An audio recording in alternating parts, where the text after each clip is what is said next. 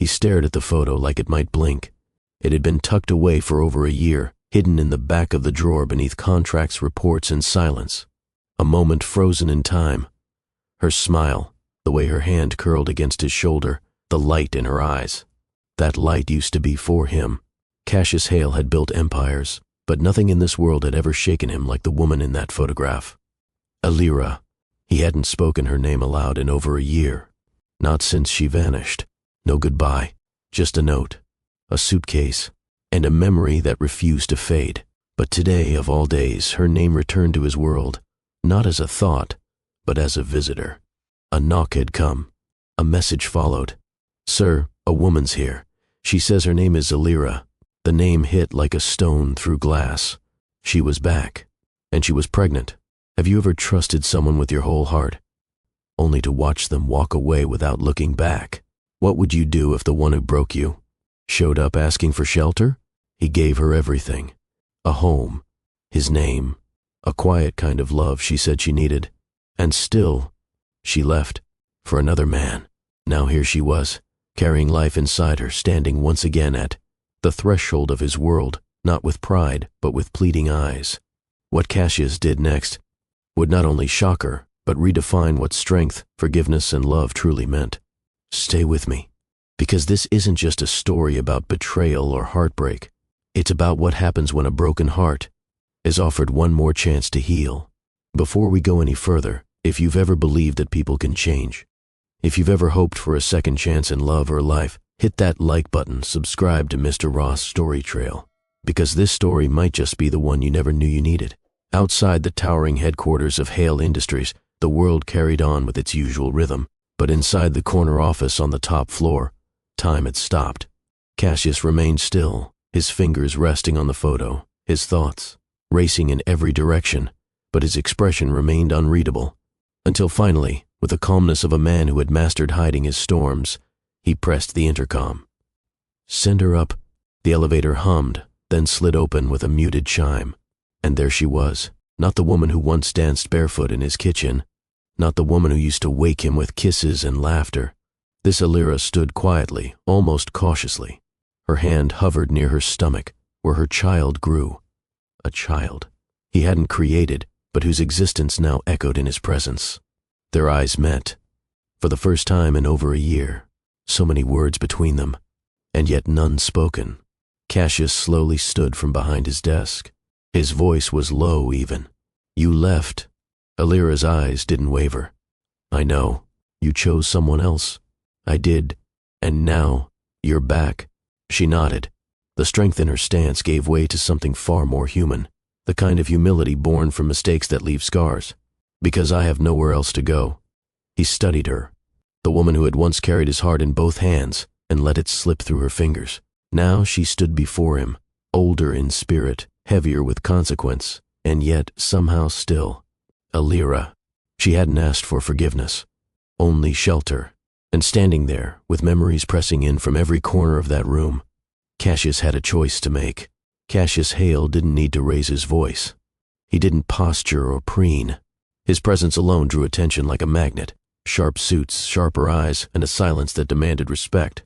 At 35, he stood at the helm of one of the most successful investment firms on the Eastern Seaboard, a company that had been gasping for breath until he reshaped it with relentless precision.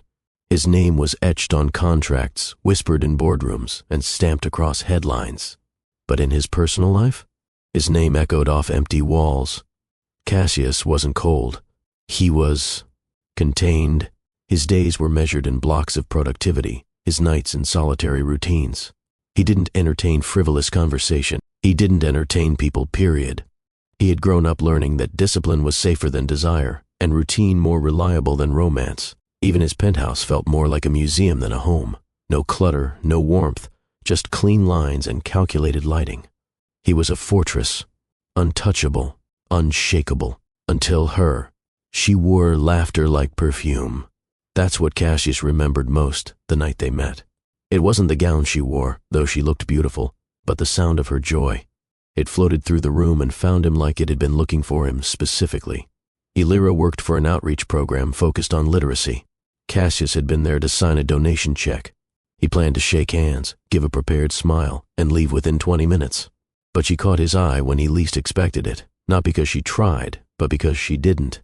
She spoke like a woman who didn't care about his money or title.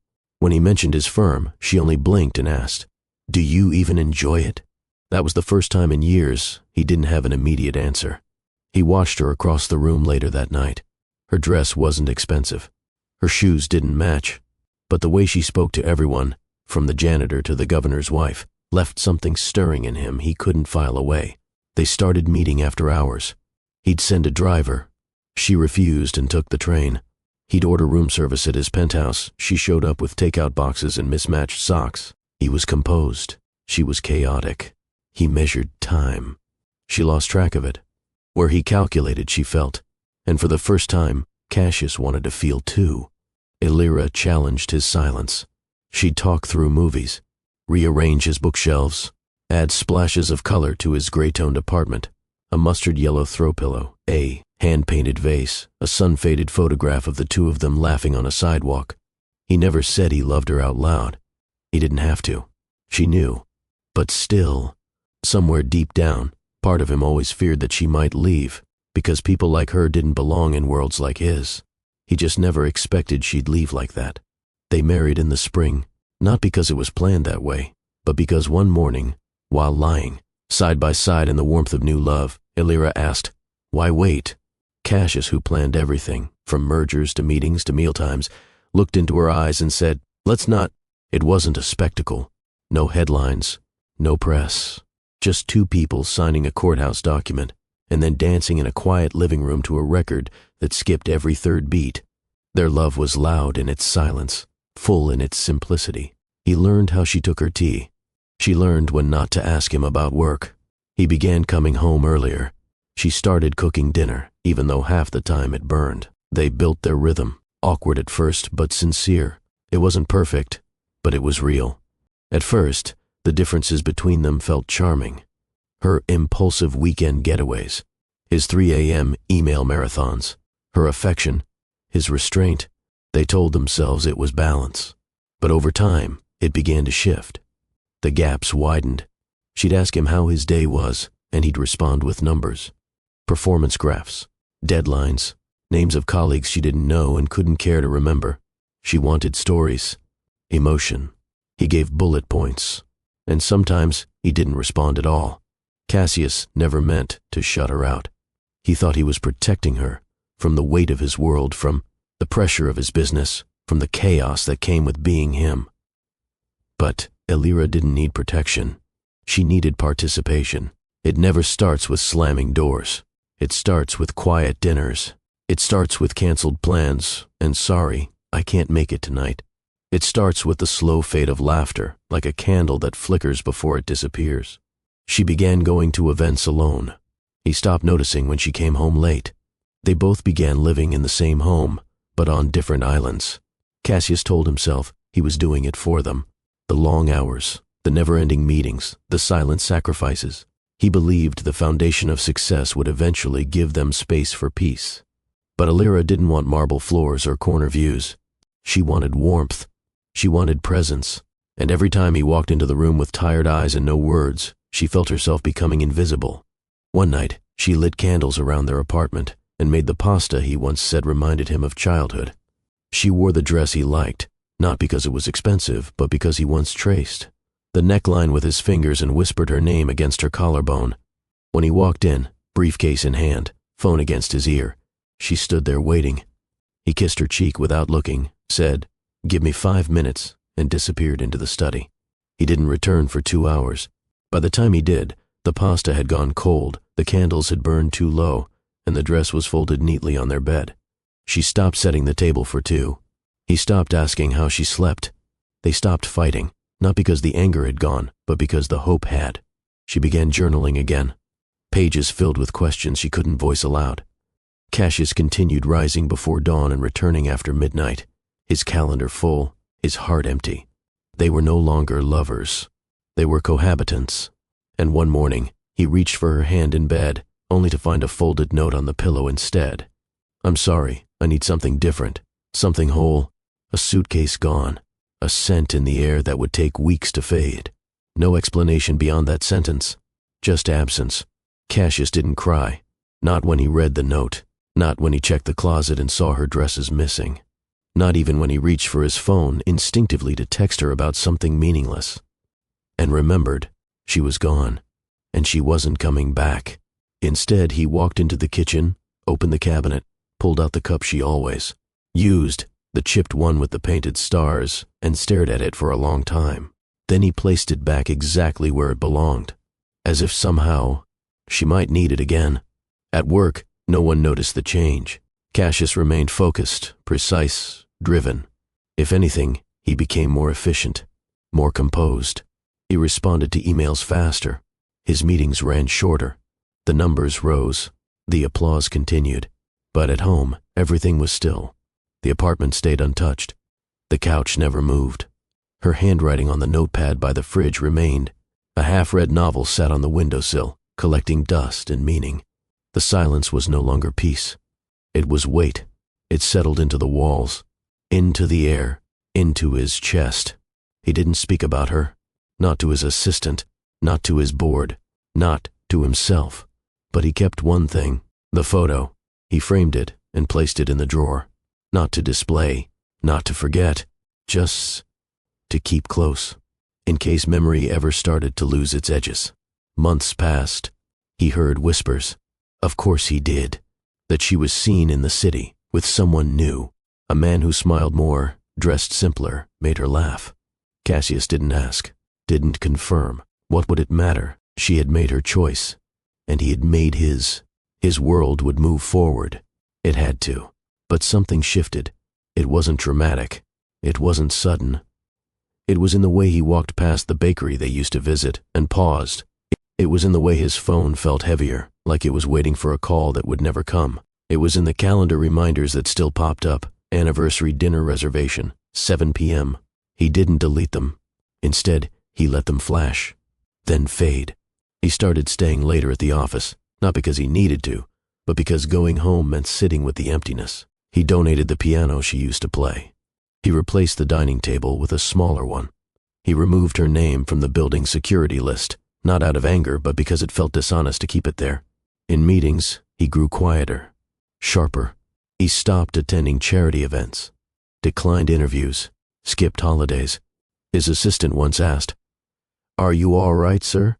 He nodded, but he wasn't, because in the quiet, he kept asking the same question over and over. What could I have done differently?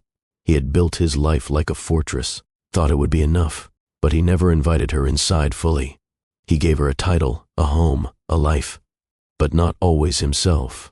And when she left, not in anger but in ache, he realized just how far apart they'd truly been. It was a lesson he learned too late, or so he thought.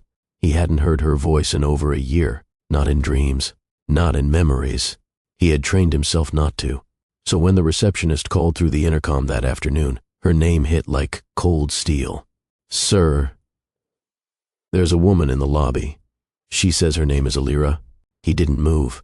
Not at first. For a moment, he considered the possibility that he misheard. Maybe the name was similar. Maybe it was a different woman, a different face, a different life. But deep down, he knew. His hand hovered over the button, pressed it. Send her up. He stood by the window, staring out at nothing, until the chime of the elevator broke the stillness behind him. When he turned, it was as if time folded in on itself. There she was. She had always carried herself lightly, like someone unburdened by the weight of the world. But now, there was a weight in her shoulders, a slowness to her steps. Her hair was longer, her skin a touch paler. Her eyes, once defiant and warm, now guarded, not empty, not cold, just dimmed. But it wasn't her changed appearance that knocked the breath from his lungs. It was her hand, resting on her abdomen, rounded, full. She was pregnant. His pulse skipped. Alira opened her mouth, but the words seemed to catch before they could leave. "You look well," she said, her voice softer than he remembered. Cassius didn't respond immediately. He looked at her for what she was, not the woman who left him, but someone who had been through something, altered by it.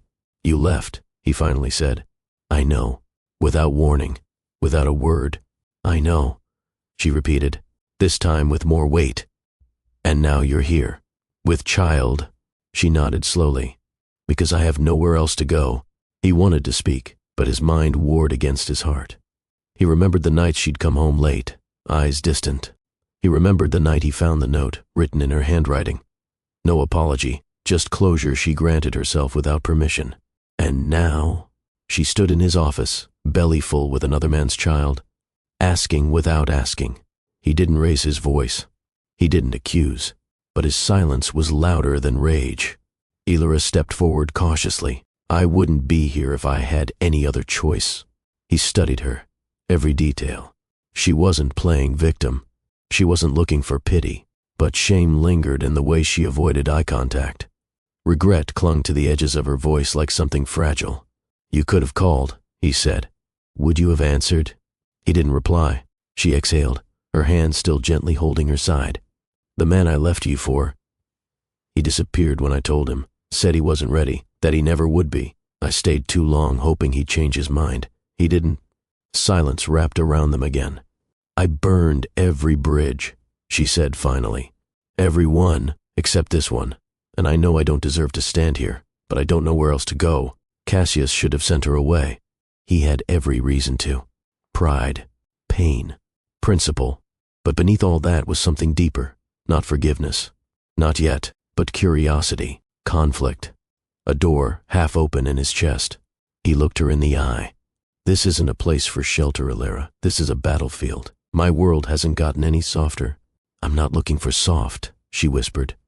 "I'm just looking for a place where I don't have to pretend to be okay." That, more than anything, struck him, because, for all the hurt she caused, he remembered what it meant to pretend, to hold it all in. And now she was standing here, doing the opposite. Cassius gestured toward the two chairs opposite his desk. Elira hesitated. She used to sit there with ease, legs curled beneath her, teasing him for how stiff the furniture felt. Now, she lowered herself carefully, as if asking permission from the room itself. He returned to his seat, the desk a quiet wall between them. For a long while, neither of them spoke, only the soft hum of the city through the windows, a rhythm that reminded them both that life had gone on, even when they hadn't. Cassius folded his hands. His voice was calm, but firm. "I don't want to guess why you're here. Say it plainly." Elira swallowed. Her hand instinctively moved over her stomach again. "I'm not here to reclaim the past, or to make excuses." She looked down. Her voice trembled, not with weakness, but with restraint. "I'm here because I'm alone, because I made a choice that cost me everything. And now, I'm asking, not for you to forget or forgive. I'm just asking for a roof, for a place to rest, until I figure things out." She paused. "I won't be a burden. I'll leave the moment you ask." Cassius leaned back in his chair. "And why me?" "Because you're the last person I ever expected would say yes," she answered. "Which is exactly why I had to try." Cassius prided himself on logic, on numbers, on consistency. This, her sitting here, belly full, voice shaking, made no logical sense. She had walked away. She had chosen someone else. And now, after the damage, after the silence, she was asking him to extend a kindness she hadn't earned. But the problem wasn't her presence. It was how familiar she still felt. He could still remember the way she curled up on their couch, reading, aloud lines from poetry books she'd borrow from corner stores. He could still hear her humming in the kitchen, off-key and happy. He could still recall the exact way she'd rest her head on his shoulder when the world felt too heavy. And now she sat across from him with that same softness, dulled, yes, but present. A woman who once carried his heart, now carrying another life entirely. He could have said no. He could have told her to turn around, to find another couch, another shelter, another man to carry her through this season. But what stopped him wasn't guilt. It was the way she didn't beg. There was no performance in her voice. No emotional manipulation, just truth. Naked, raw. She had come not as a lover, not as a wife, but as someone who had nowhere else to turn. Cassius exhaled slowly. "This won't be easy. I know. There are boundaries. Of course. And no one, not the press, not my board, can know where you are. I wouldn't want that," she said. I just need time, that's all. He didn't say yes. But when he stood and picked up his phone, dialing his driver, she understood. You'll take her to the estate, he instructed. Have the guest room in the east wing prepared. Elira rose to her feet, slowly. She didn't smile. She didn't cry. She simply nodded, eyes glinting with something between gratitude and disbelief. Thank you, Cassius. He looked at her for a long second. Don't thank me yet. As she turned toward the elevator, Cassius remained standing. He watched the doors close behind her, and for the first time in months, the office felt less like a refuge and more like a cage, because the past, the one he had worked so hard to bury, had just walked in wearing a maternity dress, and left with the last piece of his calm. The estate hadn't changed. It still sat on the outskirts of the city, quiet, far from the flashing lights and whispers that followed men like Cassius Hale. A long driveway led to the stone house surrounded by towering trees and guarded gates. Everything about it looked untouched by time, except Elira. As the car rolled through the entrance, she pressed her fingers gently to the glass, eyes drifting across the familiar landscape. It had once felt like a dream, their escape from the world. A place where weekends stretched long, filled with books, soft music, shared meals, and silence that didn't sting. Now she returned as a stranger, not to reclaim something, but to survive. The door opened for her. The housekeeper greeted her with a kind but restrained nod, clearly briefed, clearly professional. No questions, no judgment. Elira was escorted to a guest room in the east wing, the furthest corner from the master suite. The room was beautiful, neutral, lifeless, a far cry from the space they once shared, where she had planted herbs by the window and filled drawers with things Cassius called clutter but never moved. She lowered herself onto the edge of the bed. Her hand drifted to her side again, instinctively protective. The baby kicked, gentle, as if sensing her unease. She whispered, more to herself than anyone else, we're safe. Just for a while. He didn't come that night. No knock, no footsteps, no confrontation, only a message from the housekeeper. Mr. Hale will be working late. He'll check in tomorrow. Elira wasn't surprised. Not after the way he looked at her in his office, like a door slammed, half open, as if part of him had already regretted the decision. But she hadn't come expecting kindness. She came needing quiet, shelter, a place to breathe. And for now, she had that. Even if the walls around her remembered more than they revealed. Sunlight filtered through drawn curtains the next morning. She awoke early, not out of rest, but habit. She dressed slowly, her belly making even the smallest motions feel considered. When she stepped into the kitchen, Cassius was already there, alone, reading through papers, black coffee in hand. Sleeves rolled up to his elbows. He glanced at her, just briefly. There's breakfast, he said, motioning to the spread. A plate was set for her, fresh fruit, toast, and warm tea. Not extravagant, but intentional. It was the first softness she'd seen from him since her return. She took the seat across the table. She didn't speak. Neither did he. But there were questions in the air. One's too delicate to touch so soon. So they ate. Quietly, carefully. Every movement felt like tiptoeing over a memory. Halfway through the meal, Elira broke the stillness. You didn't have to make space for me here. He kept his gaze on his cup. It's a large house. Still. Thank you. Cassius finally looked at her. Not coldly, not warmly, just directly. You're not a guest, Elira. You're a presence. She didn't quite know what that meant, but she nodded anyway. After breakfast, Cassius left for the city. Elira wandered the halls slowly, hand on the wall for balance. Every corner of the estate whispered old stories. The sitting room, where she once fell asleep with her head in his lap. The hallway where he first kissed her after a silent argument. The study where she told him she'd wanted children. And he said, not yet. Now, not yet was no longer a luxury. She sat in the sunroom, trying to read. But the words blurred on the page. Because she wasn't just revisiting a home. She was walking through what remained of a life once full, now hollowed by silence and choices. That night, as the house dimmed, she lay on her side in bed, staring at the ceiling. The baby moved again, small, persistent reminders that this wasn't just her story anymore. This child, this tiny life, deserved safety, deserved something stable. Cassius hadn't given her answers, but he'd opened a door, and sometimes that was the beginning of everything. The countryside had a rhythm of its own. No honking horns, no tight schedules, no buzz of urgency pressing into your skin. Just wind through the trees, the distant hum of life, space to feel, to hurt, to begin again. Cassius hadn't brought her here out of sentiment. He brought her here because it was far, far from the office, far from memories of her laughter in his city apartment, far from the eyes that would ask questions neither of them wanted to answer. But distance didn't erase the past. It only gave it room to breathe.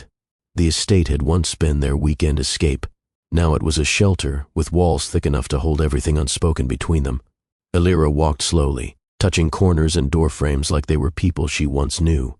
She moved with care, not only for her growing body, but for the ache in her chest that returned in waves. Cassius, true to his nature, didn't hover. He left before dawn, returned after dusk, ate alone unless she was already at the table. But she noticed things. Fresh groceries in the pantry, the ones she used to prefer. A chair placed near the fireplace, padded with a throw blanket. Unspoken gestures, small, deliberate kindnesses that said, "I haven't forgotten." They used to dine at rooftop restaurants where waiters memorized their drinks. Now, she stirred soup in a quiet kitchen, the only music the bubbling pot. They once discussed stocks, politics, the future of digital currency. Now, they spoke in soft fragments. How was the drive? You slept all right. Need anything from the store? It wasn't love. It wasn't repair. It was courtesy, with weight, a kind of emotional armistice. And still, in the quiet, something unfamiliar began to unfold. Not longing, not yet, but awareness. Most nights, she cried after the lights were off, not from regret, though there was plenty, but from fatigue. From doing this alone. From watching her body change while the man who once made her laugh now barely met her gaze. She didn't expect affection, didn't ask for forgiveness, but some nights she whispered softly into the dark, "Thank you for not closing the door." It was enough, for now. Cassius wasn't angry anymore, but he was careful. He watched her, not out of suspicion, but caution, like someone unsure whether a fragile item in their hands would crack again. He heard her pacing late at night, heard her pause by the piano she once played. He'd walk past the guest room and see the glow of a reading lamp left on far too long. She was still Elira, but worn, weathered, not the firecracker who used to tug his tie loose and pull him onto the couch during late movie nights. Now, she seemed small. He hated that, not out of pity, he knew better, but because the strength he admired in her once came so naturally, and now it seemed like it took everything she had just to keep from falling apart. It was raining when he came home, not a dramatic storm, just a steady fall tapping lightly on windows and roofs. He stepped inside and noticed something different. The dining table was set. 2 bowls, 2 glasses, a single lit candle, short, near its end. Elira stood by the counter, drying her hands. "I wasn't sure if you'd eaten," she said, not turning. He didn't speak, just set his briefcase down and joined her. They ate without a word, not because there was nothing to say, but because they weren't ready to say it. After the plates were cleared, Elira looked at him for a beat longer than usual. "Do you ever miss who we were?" she asked, barely above a whisper. Cassius didn't answer, but he didn't look away either. Sometimes, people return after doing the one thing you swore you'd never forgive.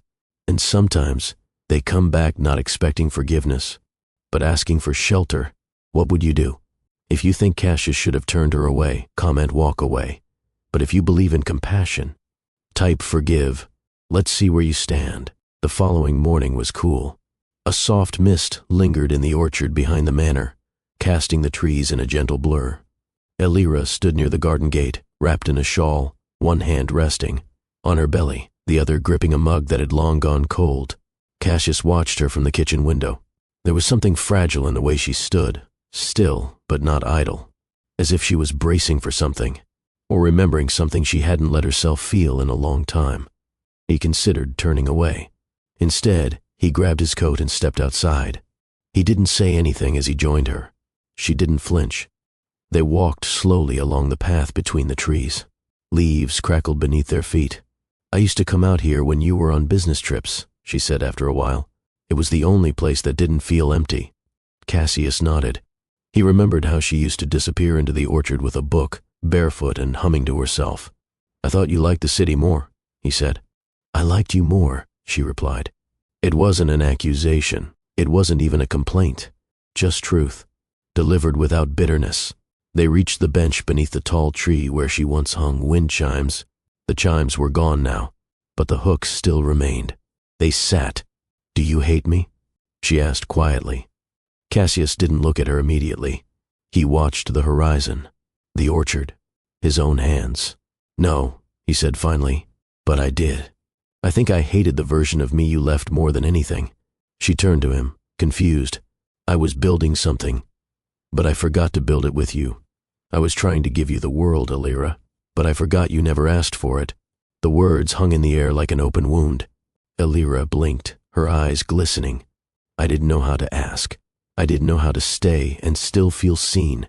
He didn't reach for her, but he didn't retreat either. The silence that followed was different this time. Not avoidance, acceptance. Alira found a cardboard box tucked into the guest room closet. Inside were some of her old things, scarves, photos, a tiny sketchbook she thought she'd lost. She held it like a relic. On the final page, there was a quick drawing she'd made of Cassius while he was reading on the porch. A note beside it read, "He looks like a man who carries too much." She closed the book and held it to her chest. That evening, he knocked before entering. She was folding laundry. "The contractor's coming tomorrow," he said. "I want to redo the nursery." She paused. "The nursery? It's your child," he said. "You need space. You need comfort." "I'm not doing it for nostalgia," she nodded. But he caught the way her lips parted slightly, the way her eyes warmed just a touch. It mattered, even if she didn't say so. He started leaving earlier for work, so the manor wouldn't feel so cold in the mornings. He had groceries delivered that included her favorites from years ago: peach yogurt, sesame crackers, chamomile tea. He didn't mention them, just left them where she'd find them. Alira, in turn, began clearing the table after meals, folding his sweaters when the housekeeper forgot, leaving out lemon slices in the evenings, the way he liked his water when he had headaches. It wasn't love. It wasn't routine. It was recognition. That night, as the fire crackled in the den, she passed by and paused at the doorway. "Would you like some tea?" she asked. Cassius looked up from his book. For the first time in a long time, he nodded, without reservation. "Yeah, I would." She walked away, and for the first time in a year he realized it didn't hurt to watch her leave the room. Because this time, he knew she'd be back. Time moved differently on the estate. There were no traffic lights, no morning briefings, no back-to-back meetings forcing the hours to collapse into one another. Here, the days stretched. Not long, just quiet. And in that quiet, healing didn't arrive all at once. It settled. Cassius still worked. Alira still kept to herself. But the rhythm had changed. They shared the kitchen now. Not out of necessity, but because the distance felt heavier than the silence. He no longer disappeared behind closed doors after dinner. She no longer waited to speak until spoken to. It wasn't easy, but it was honest. Small talk returned, not forced but found. "Do you still add lemon to your tea?" "Only when I forget how bitter life can be." They shared a look, brief, amused, surprised by the sound of their own laughter. It came like a warm breeze through a cracked window. Not loud, but real. The orchard became their shared ground. Cassius found her there most mornings, wrapped in soft knits, moving slower now as her pregnancy progressed. She no longer carried books, just stillness. One morning, he joined her with 2 mugs in hand. "Decaf," he said, offering one. She smiled faintly. "You remembered." They sat on the bench beneath the tall tree, the same one where the old wind chimes used to sing. This time, silence did the speaking. After a while, Alira spoke first. "I used to dream about this place when I left." "Why?" Cassius asked. "Because it's where I stopped pretending, where I felt closest to being enough." He looked down at his hands. "You were always enough, Alira." Her breath caught, not from flattery, from ache. Then why did I feel so invisible? The moment held, not tense, just open. Cassius's voice was quieter now. Because I didn't know how to be close without losing control. You never had to control me. I wasn't trying to control you. I was trying to control everything else, so you wouldn't see how unsure I really was.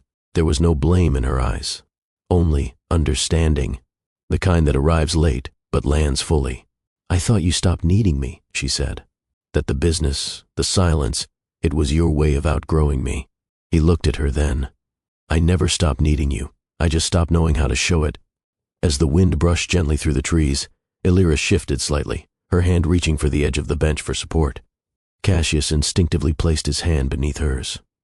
She didn't pull away. He didn't let go. It wasn't romance. It wasn't forgiveness. It was shared weight, the beginning of remembering how to lean without falling. They prepared dinner together. Cassius chopped vegetables. Illyra stirred the pot.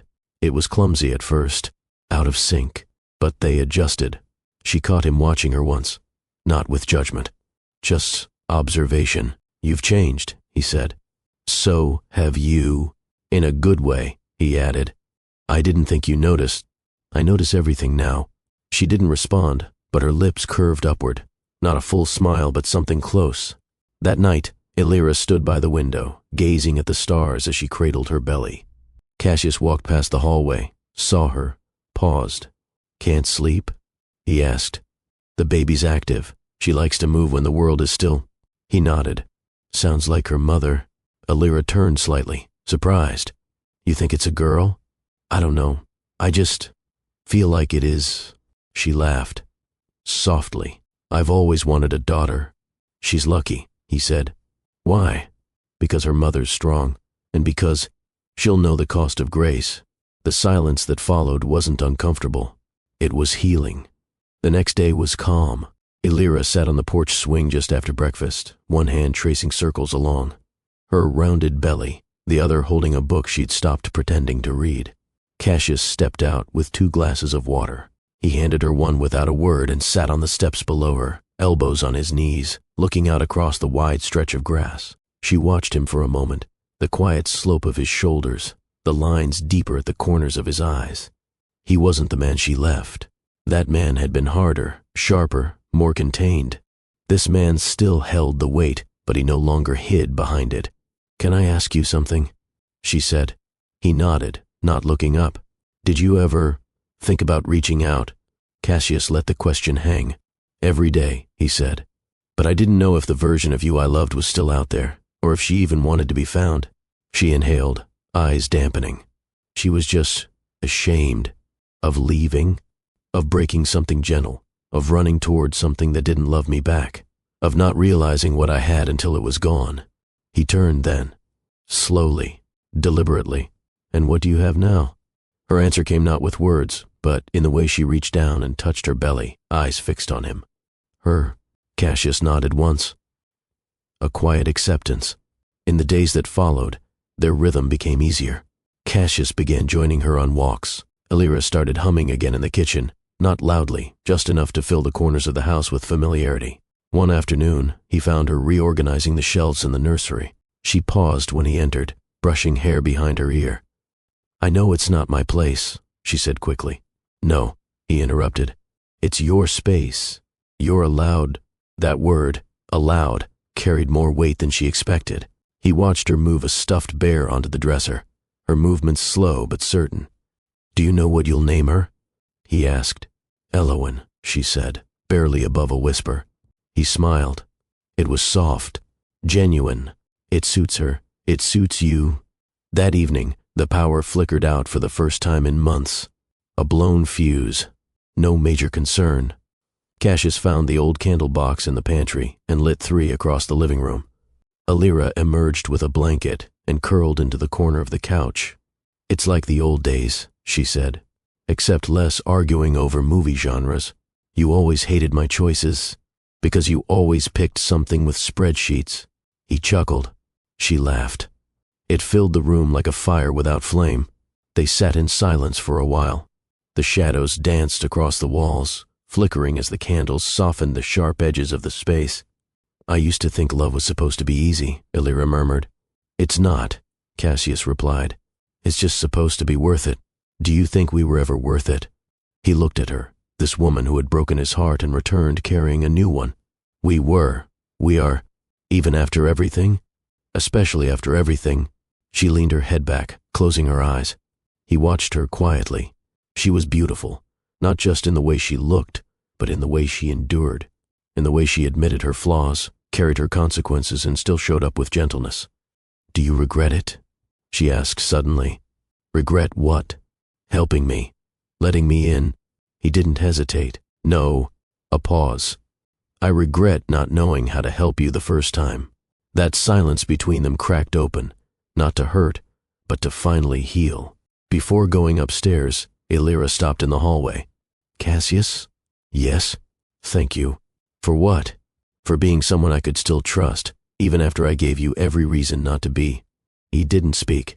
He simply nodded, the kind of nod that held pain, effort, and something new beginning beneath the weight of the old. As she walked away, he whispered to the empty space she'd left behind. "You always had a place here. You just didn't know it yet. Sometimes." Healing starts with a single question, not a grand gesture, not a perfectly timed apology. Just one honest moment where someone dares to ask, "Do you still see me, even after everything?" That's what Elira did. And that's what Cassius, quietly, painfully, answered without looking away. See, forgiveness doesn't always look like tears or dramatic reunions. Sometimes it's breakfast shared in silence, a chair pulled out, a blanket folded, a name spoken again with care instead of anger. Cassius didn't forget what she did. Elira didn't excuse her choices. But both of them, in their own quiet ways, chose to face the pieces instead of sweeping them aside. That takes courage, and grace, and more strength than most people give credit for. So now, I want to ask you something. Has anyone ever surprised you with forgiveness? Maybe it was a friend, a parent, a partner, or maybe you were the one who extended it. Share your story in the comments. You never know who you might inspire. And if you're someone who's still learning how to forgive, or how to be forgiven, you're not alone. This channel is for you. For every heart that's cracked but still beats. For every soul that's fallen but still believes in standing back up. So while you're here, hit subscribe to walk this trail with us. Because here at Mr. Ross Story Trail, every story is a chance to understand ourselves and each other just a little more. The estate had gone quiet again. But this time it wasn't the heavy kind of quiet, the one that clings to your clothes and fills the spaces between people. It was a peaceful hush, the kind that comes when wounds aren't fully healed but no longer raw. Elira sat in the nursery, folding tiny onesies into neat rows. The baby had started kicking more often now, not hard, just firm enough to remind her that time was moving, that the moment would come sooner than later. Cassius passed by the open door. "You're organizing again," he said gently. "Helps keep my mind still," she replied. "Stillness never came easy to you." She smiled. It wasn't guarded this time. Later that night, a flicker of darkness swept through the manor. The lights blinked, then blacked out entirely. Cassius stepped into the hall, flashlight already in hand. Generators being serviced. "Should have been done last week," he muttered.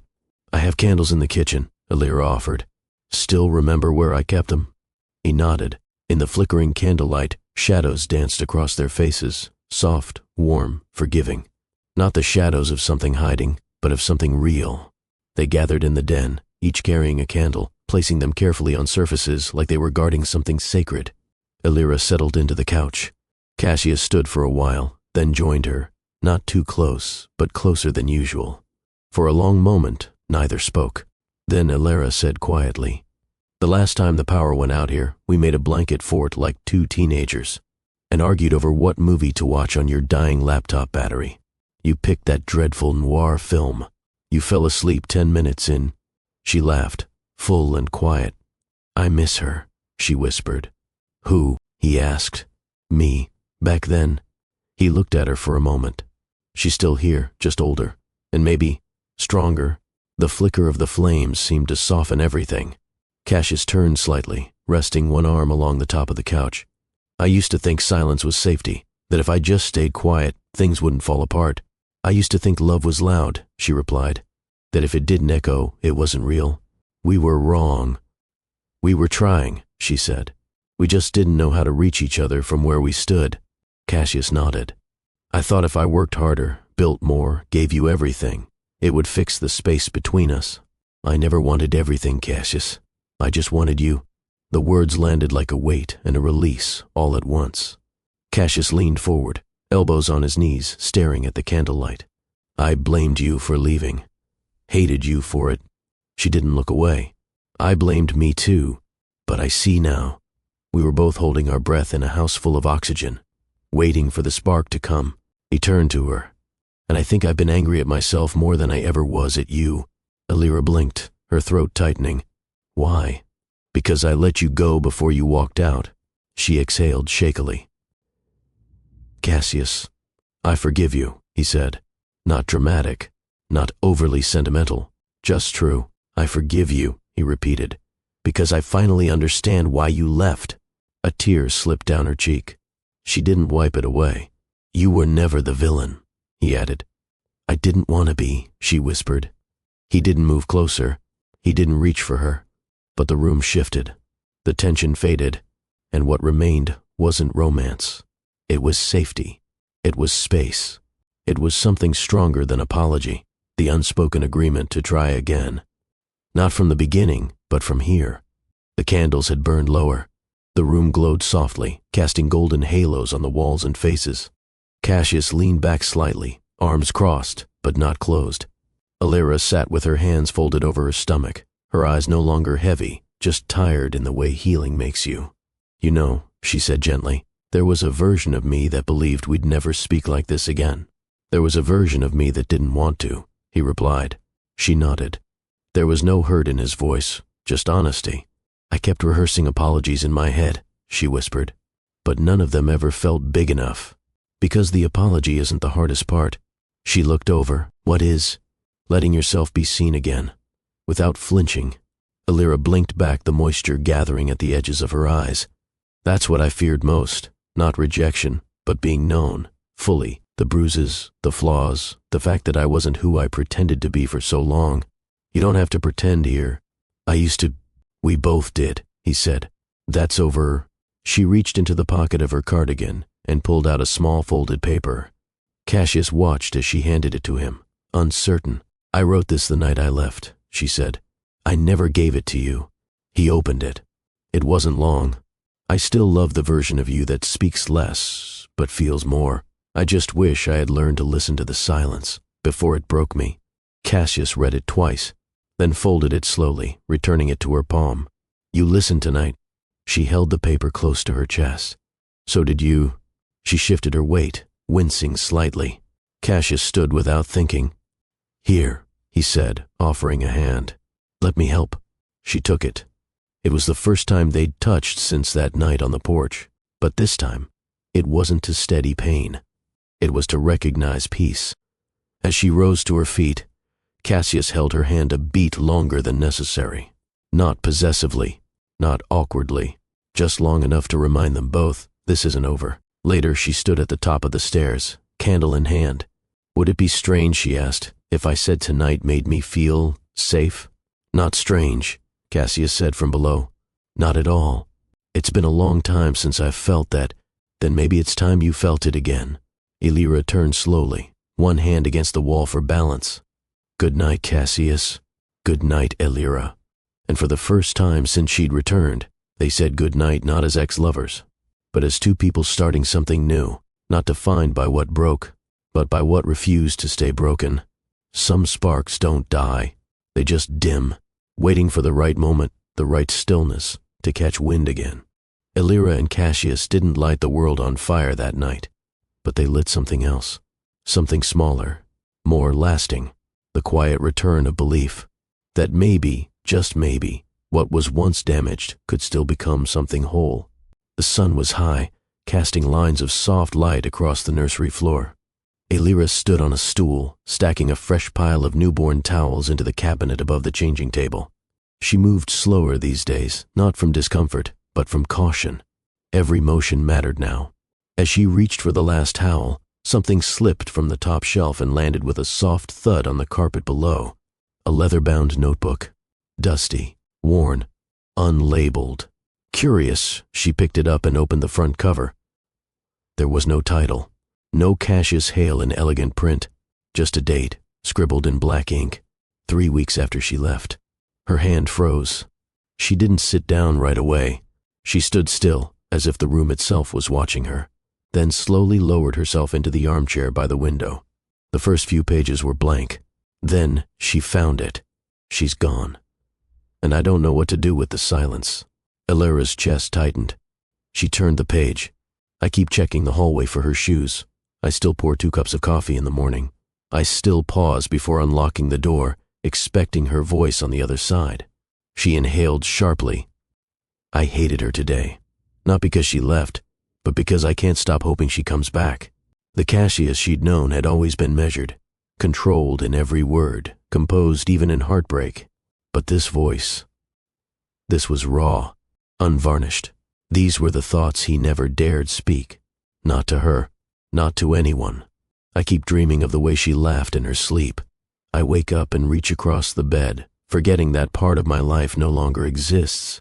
I want to hate her. I want to move on. But grief doesn't always follow logic. It circles, quietly, then strikes when you're holding a spoon over your cereal bowl. Elira let the journal rest in her lap. Tears blurred her vision, not because the words were cruel, but because they were kind, too kind, more than she deserved. She flipped forward, a date 6 months after her departure. I saw her today, at a bookstore downtown. She didn't see me, or maybe she did. She looked happy, or maybe she was faking it. Either way, I let her walk by. I've never felt more proud and more broken in the same breath. Another entry followed just days later. I still love her, not because she was perfect, not because we had no pain, but because even in her absence, she made me feel more alive than anything else ever did. Elira closed the journal gently, like one would close the lid on a precious box. Her body folded into itself, arms wrapped tightly around her belly, and she wept, not the loud, broken sobs of guilt, but the soft, uncontrollable cries of someone realizing what was lost, not only in leaving, but in never knowing the depth of love she once had. For so long she'd painted Cassius as distant, cold, unreachable. But this quiet journal buried behind folded towels told another story. A man who grieved privately, who hurt silently, who didn't chase her, not out of pride, but out of fear that his presence would be a reminder of her mistake. He hadn't shut the door. He had simply stood behind it, waiting to see if she'd knock again. And now, here she was, not just knocking. She was inside. And for the first time since her return, she allowed herself to believe maybe she could be forgiven. Maybe she wasn't just surviving. Maybe she was healing. That evening, she placed the journal on the side table between the armchairs by the fire. She didn't say a word, but she didn't put it away. She left it there, open, waiting, just in case he walked by, and saw that she had finally read the truth he never meant for her to find. Cassius noticed the journal the moment he stepped into the room. It wasn't in its usual place. It sat open, face up, gently curved at the spine, resting on the small table between the 2 chairs by the fireplace. A quiet confession, an invitation. He paused, said nothing, walked past, but his pulse changed. And when Elira entered the room moments later, she didn't pretend not to notice. I found it, she said simply. Cassius didn't flinch. He didn't act surprised. He just nodded and sat. I never meant for you to see it, he said. I know. A beat. I'm glad I did. He didn't answer. So she continued, slowly, carefully, as if stepping across a bridge that hadn't yet proven it would hold weight. You said you tried to stop loving me. I did, and I failed. Elira's throat tightened. Cassius, I used to write because it was the only place I didn't have to act like I was fine. You shouldn't have had to hide that. You were gone. I didn't think you'd want to see the pieces you left behind. You didn't deserve the way I left, she said, her voice barely above a whisper. No, he agreed quietly, but I think I needed to lose you, to learn how I should have kept you. The room settled into silence, but it didn't feel like an ending. It felt like a beginning. Elira crossed the room and sat in the chair opposite his. She folded her hands. I read every word, every entry. I saw what it cost you to say nothing, and I want you to know that wasn't wasted. None of it. Cassius looked up. You're not who you were back then, she added, but neither am I. We broke something, Cassius, and for a while I believed we couldn't fix it. And now, she met his gaze. Now I wonder if we weren't meant to rebuild it, but to build something better, something new, he said softly. From what we've learned, from who we've become. He stood, walked to the fireplace and adjusted a piece of wood, not because it needed fixing, but because his hands didn't know what to do with stillness. There were days I hated you for being happy without me. There were days I hated me too. But now I don't feel hate, he said. Just space. Like we finally cleared the room for honesty. And honesty, she whispered, is the only thing I can offer you now. He turned to her. Then offer me that. Nothing more, just the truth. No pretending.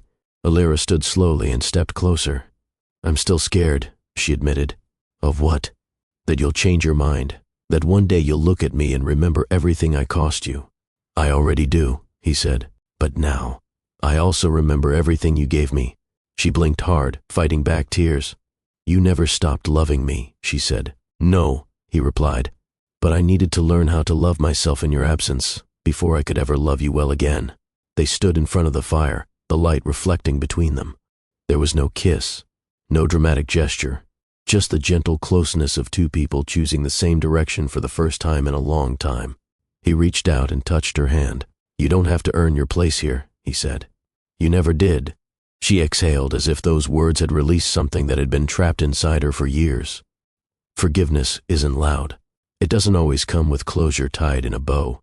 Sometimes it looks like a dusty journal found on a shelf. Sometimes it sounds like a breath shared between two people who stopped pretending. Cassius and Alira didn't fix what broke. They acknowledged it. And then they walked forward anyway. The morning air was sharp with chill, brushing gently against Alira's skin as she stepped out of the car. She paused, eyes drifting across the open expanse before her. The lake was still, wide, quiet, a kind of silence that asked for honesty. Cassius stepped out beside her, locking the door without a word. He didn't rush her. They stood there, shoulder to shoulder, staring at the same water but from different places in their history. This place wasn't random. It was where they'd once tried to escape the weight of their lives. Before things broke. Before pride turned into silence. Before loss made strangers out of lovers. She turned to him. You still come here? Not for a long time, he said. But I remembered it meant something to you. It meant something to both of them. They began to walk. No planned direction. No path carved by feet. Just the shoreline, uneven and honest. Cassius kept his hands in his coat pockets. Alira tucked hers under her belly. They didn't need to say much. The weight between them was familiar now. But something had shifted, an unspoken readiness to sort through it. He broke the quiet first. Do you ever wonder if we were too different? I used to, she said. But now I think we just didn't know how to be different together. He stopped walking, looked out at the water. You didn't just leave me, Alira. You took the version of me that believed in forever. Her chest tightened. But she didn't flinch. And yet you're still standing here, she said.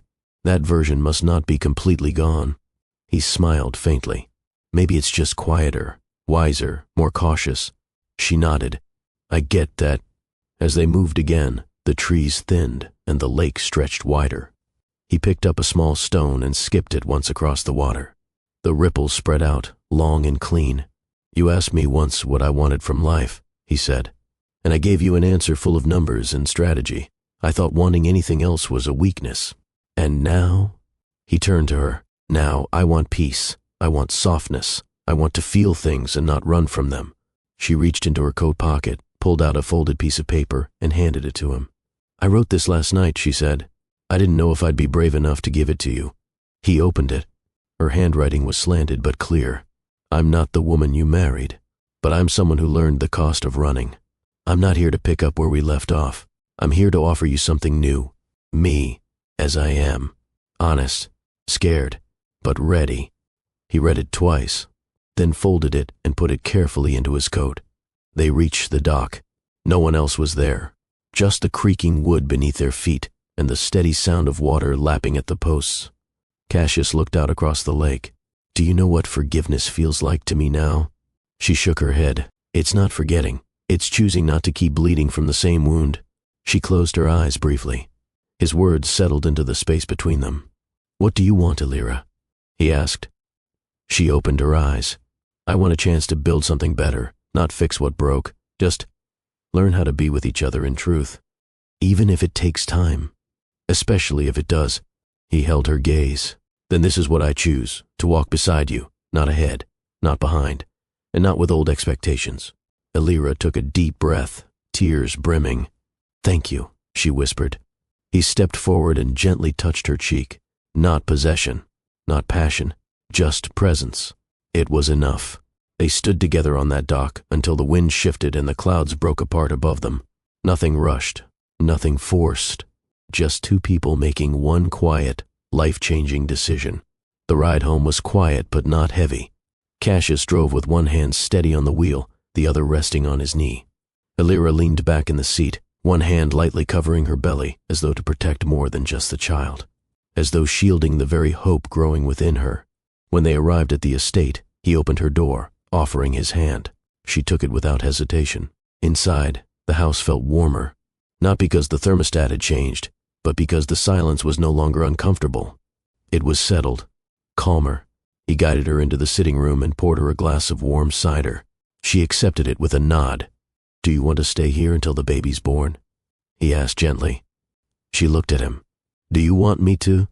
"I want you to feel safe, wherever that is." Her response was quiet. "Then yes, here." He nodded. "Then we'll make space for that." In the days that followed, Cassius didn't rush her. He cleared a guest room near the window for her to rest, had fresh flowers brought in, stocked the kitchen with the things he remembered she liked. She noticed it all, and in return, she brought her presence, her calm, her gratitude. She didn't pretend everything was perfect.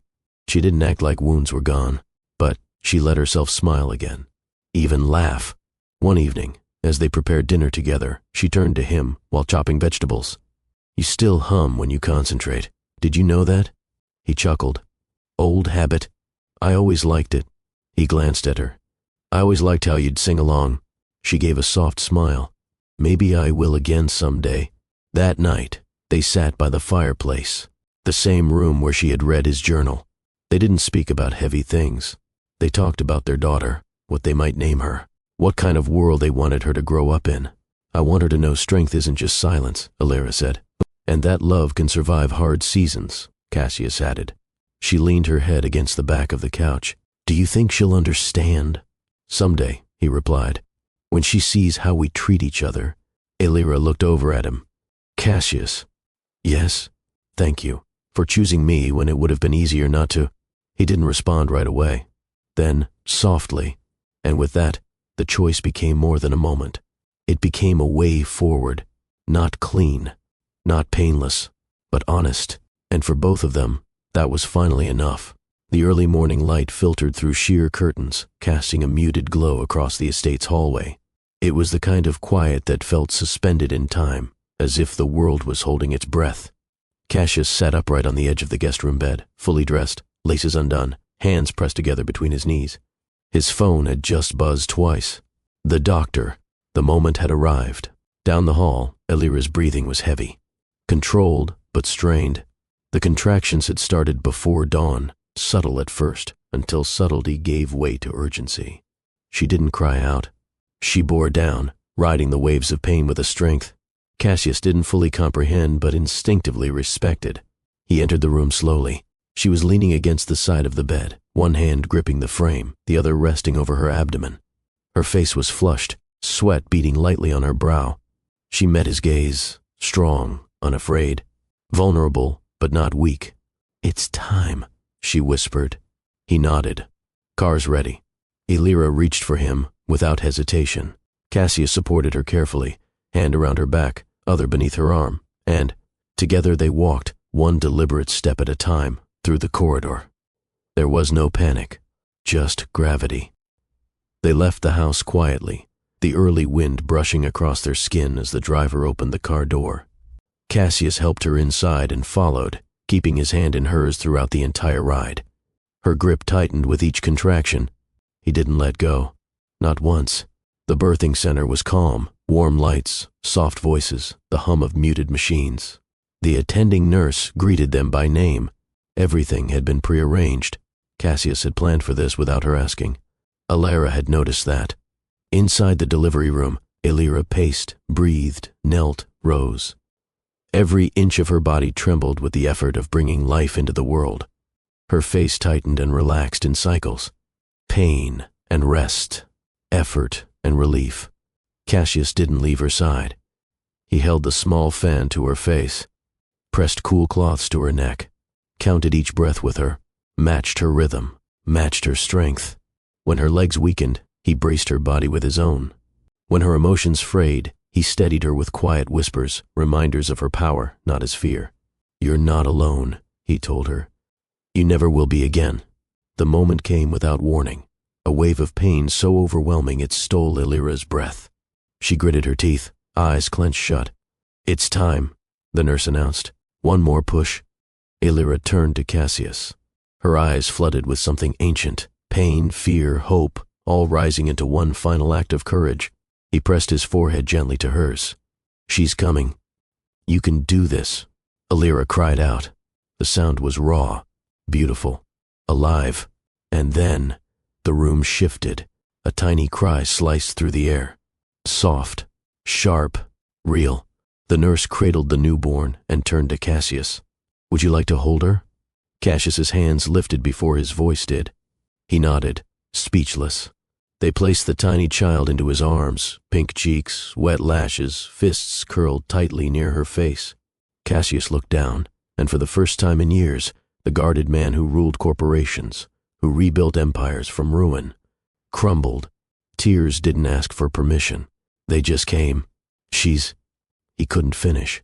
Illyra smiled through exhaustion. "Perfect."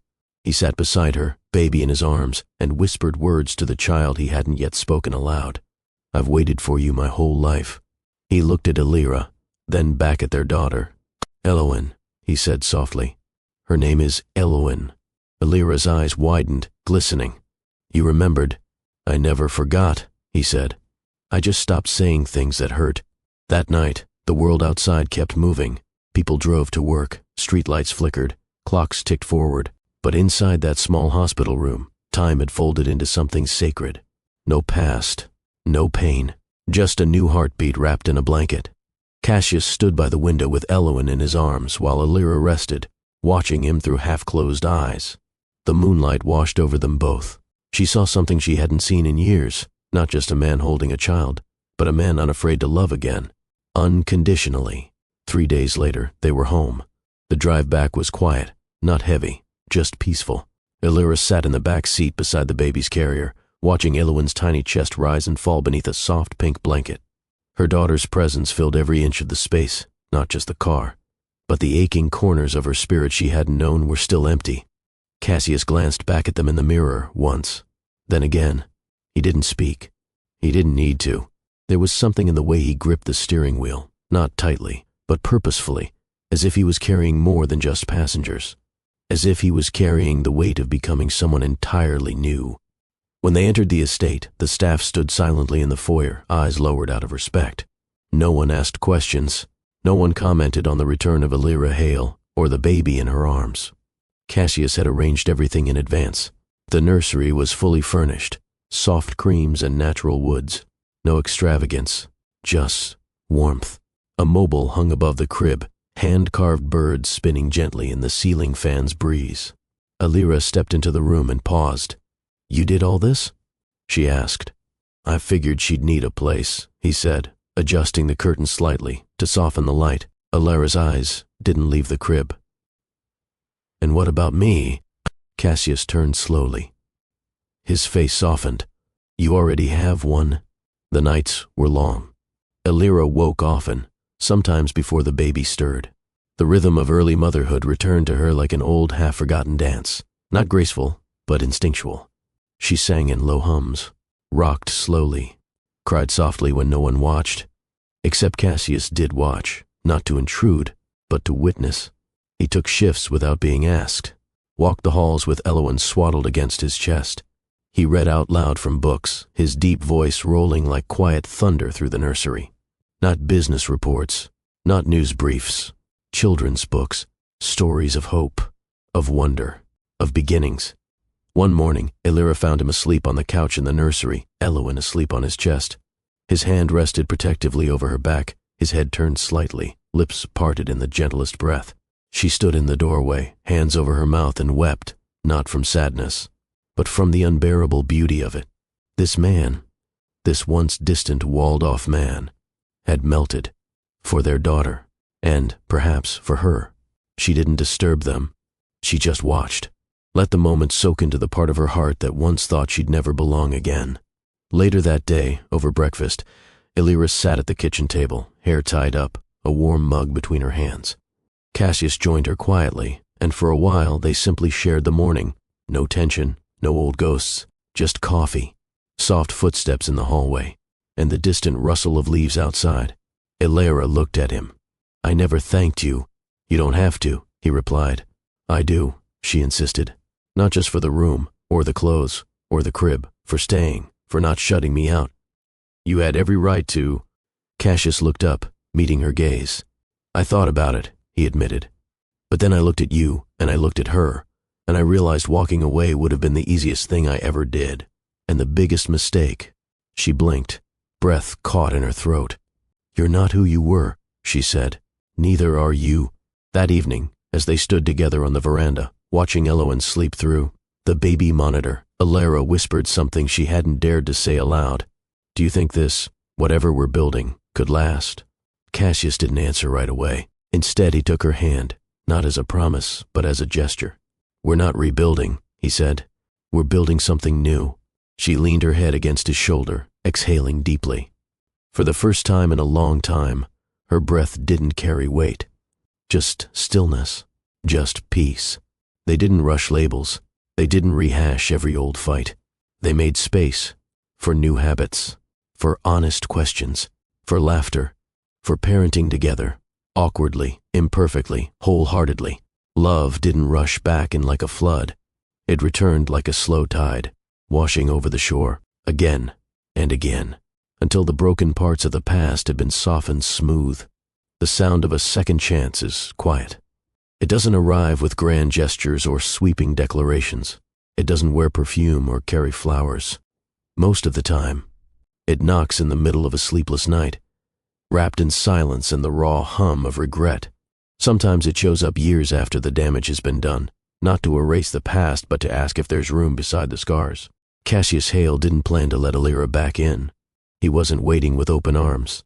He had buried her memory under layers of routine, of logic, of self-preservation, and yet when she appeared again, vulnerable, carrying not just a child but the weight of her own decisions, something shifted. He didn't forget the betrayal, but he remembered the beginning. And sometimes, remembering the beginning is the first step toward writing a new ending. Now, I want to ask you, not as a storyteller, but as someone who knows what it feels like to hurt and to heal, what would you do if the person who shattered your trust came back not with excuses, but with open eyes and trembling honesty? Would you close the door forever? Or leave it ajar, just wide enough for hope to slip through? Maybe you've been there. Maybe you still are. Maybe you're the one who left, or the one still hoping they'll come back.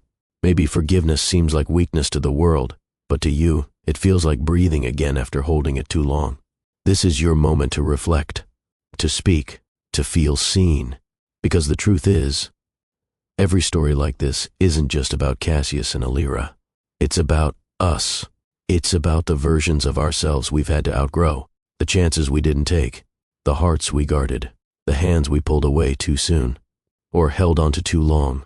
So, I'm asking you, right here, right now, what would you do if someone who broke your heart asked for another chance? Would you listen? Would you forgive? Would you risk being hurt again? For the chance to feel whole? Right, I'd forgive if you'd give them another chance, or I'd walk away if you wouldn't. Let's have a real heart-to-heart in the comments, because your story matters too, and you never know who you might help just by sharing it. Maybe you've been Elira, holding onto a version of yourself that no longer fits, convinced that escape would heal what silence could not. Maybe you walked away because you couldn't hear your own heartbeat anymore beneath someone else's thunder. Maybe you thought distance would deliver clarity, only to find out that absence has a voice of its own, and sometimes it speaks in regret. Or maybe you've been Cassius, stoic, guarded, trying to stay whole by staying quiet. Maybe you poured yourself into work, into distractions, into anything that kept you from having to admit that love, real love, can hurt deeper than betrayal ever could. Maybe you convinced yourself that letting go was the same as moving on. And maybe, just maybe, you've been both. We all live in chapters. Some are messy, some are healing. Some are written with trembling hands and unfinished sentences. But the beauty is in what comes next, not what came before. Alira and Cassius didn't find their way back because they forgot the pain. They found each other again because they remembered the truth that love, at its best, isn't perfect. It's patient. That grace will always cost more than resentment. But it gives more too. That being vulnerable isn't weak. It's the bravest thing two broken people can choose. When Cassius stood at that hospital window, holding his daughter for the first time, he wasn't the man Alira had left. And Alira, sitting in that quiet room, watching the man she once hurt cradle their future, wasn't the woman who ran away. They had become something new, not because time had erased their past, but because they had chosen to confront it, together. Forgiveness is not permission, it's release. It's the decision to stop dragging around the weight of what someone did, and instead to ask, what do we do now? That's where healing begins. Not in pretending it didn't happen, but in proving that it doesn't have to define what happens next. So maybe the lesson isn't about whether Cassius should have taken her back, or whether Alira deserved another chance. Maybe the lesson is this. Sometimes the most courageous thing you can do is love again, knowing full well what it could cost. And sometimes the most unexpected move of all is choosing to believe in someone after they've failed you. Because love after loss, that's not naive, it's brave. If this story touched something in you, if it reminded you of a moment, a person, or even a piece of yourself, subscribe to Mr. Ross Story Trail. Share this with someone who still believes in the beauty of second chances.